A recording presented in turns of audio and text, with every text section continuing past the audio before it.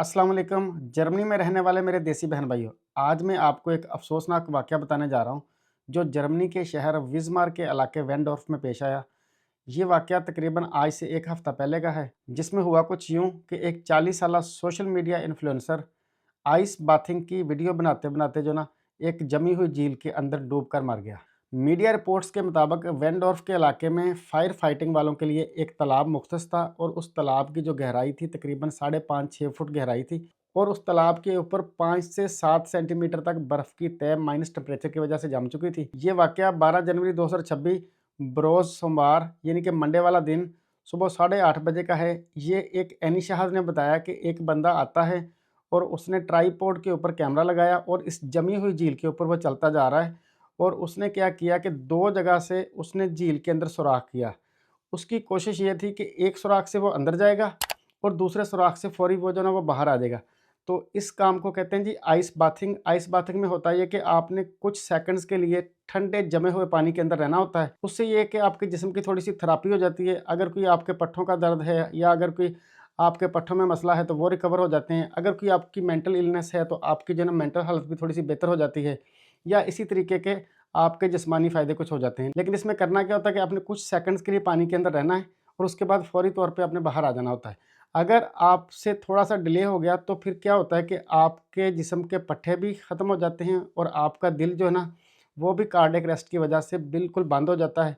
उससे आपकी मौत वाक़ई हो जाती है। उस एनी शाहद ने बताया कि उस बंदे ने 2 सुराख निकाले थोड़े-थोड़े फ़ासले के साथ और उसकी सोच ये थी कि एक सुराख से जाएगा और दूसरे से वो बाहर निकल आएगा। उसने रेड कलर का सूट पहना हुआ था।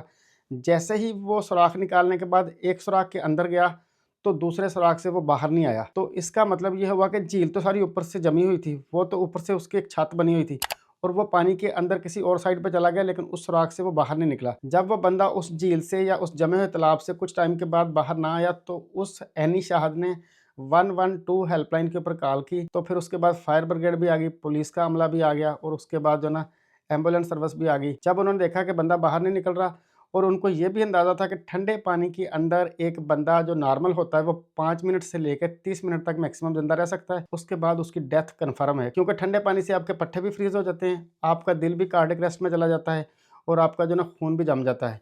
तो जिस वजह से उनको अंदाज़ा हो चुका था कि ये बंदा तकरीबन आधे घंटे से बाहर नहीं निकल रहा, तो इसका मतलब ये है कि उसकी डेथ हो जानी है। तो फायर ब्रिगेड वालों ने फौरी तौर पे आरी के ज़रिए ऊपर से बर्फ़ काटी कई जगहों से और ये ऑपरेशन सुबह 9 बजे से लेके 12:45 तक जारी रहा और आखिरकार उस बंदे की डेड बॉडी मिली। उस सोशल मीडिया इन्फ्लुएंसर का जो कैमरा था, पुलिस ने उसको तहवील में ले लिया।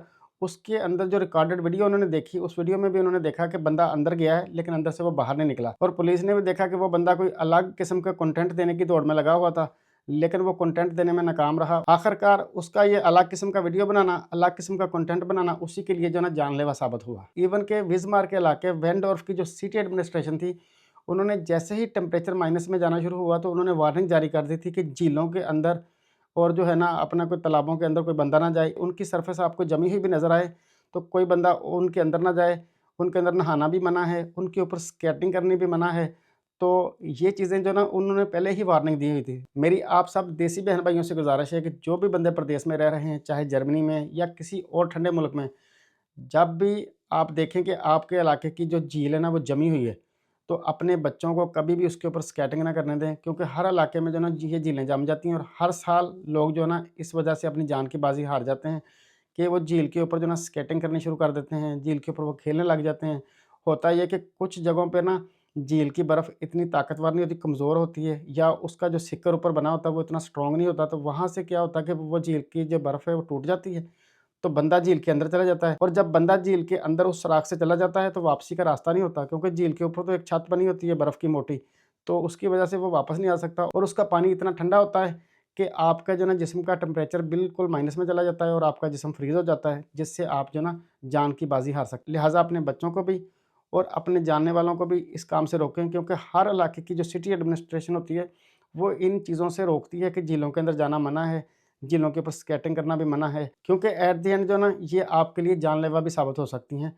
मेरा ख़्याल है आपको मैसेज अच्छे से समझ आ गया होगा। अपना और अपने प्यारों का बहुत सारा ख़्याल रखिए और मुझे आप अपनी दुआ में याद